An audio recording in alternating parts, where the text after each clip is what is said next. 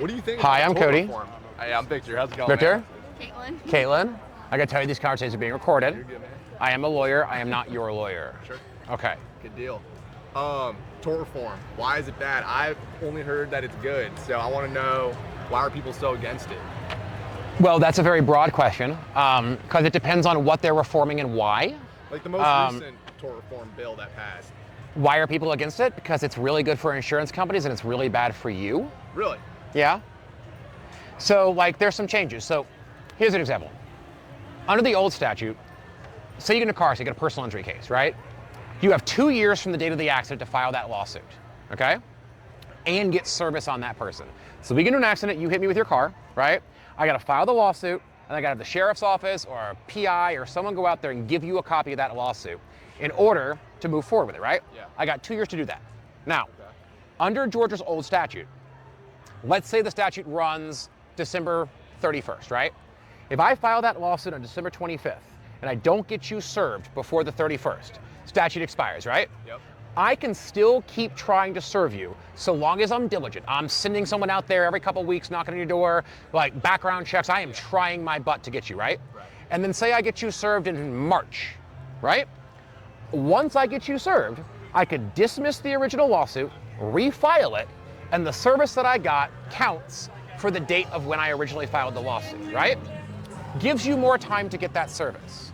The new statute says filed and served by deadline.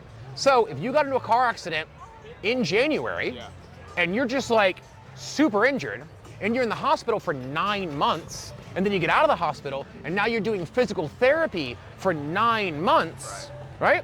There's 18 months of the 24 months you have to file a lawsuit. And in order to file a lawsuit or a claim against somebody to try to settle something, you have to know what your damages are. So you can file the lawsuit, that's great. But the insurance company's gonna be like, okay, well, what are your damages? I don't know, TBD, right? Gotcha. So it puts you on a tighter schedule. You also have to understand that, like, in 2025, right? If you change your address, if you move and you don't update your driver's license, right? Or if you live in Georgia and then you move out of state, you get a new driver's license there, right? How do I know where you live? The way that you used to find people was public records, right? Sure. So deeds, utility bills, property notices, okay. It's 2025. People have cell phones. Those aren't attached to a physical address, right? Your utilities are in the name of the apartment complex. Right. Your lease is with the apartment complex. There's no public record to find your information.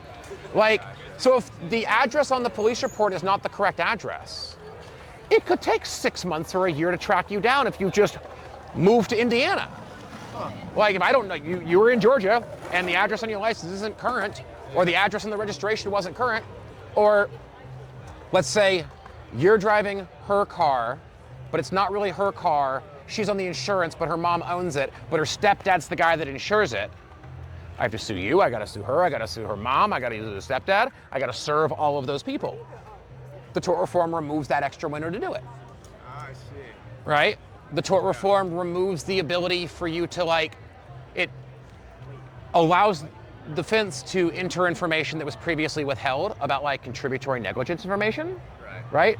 So if we're in an accident, previously I'm driving, I'm sitting there at a stoplight, right? Doing nothing wrong. You're drunk, you're not paying attention, and you plow into the back of my car flips, I roll, I get $100,000 in medical bills, right? 100% on you, I should get paid, I should get my bills. Right. Well, you weren't wearing your seatbelt. So now, under the old law, they couldn't say that. Now they can tell the jury, well, listen, my client hit him, right? But if he'd been wearing a seatbelt, he'd have been fine. So really, he doesn't have $100,000 in meds. He's got $20,000 in meds. Like, it's mostly his fault.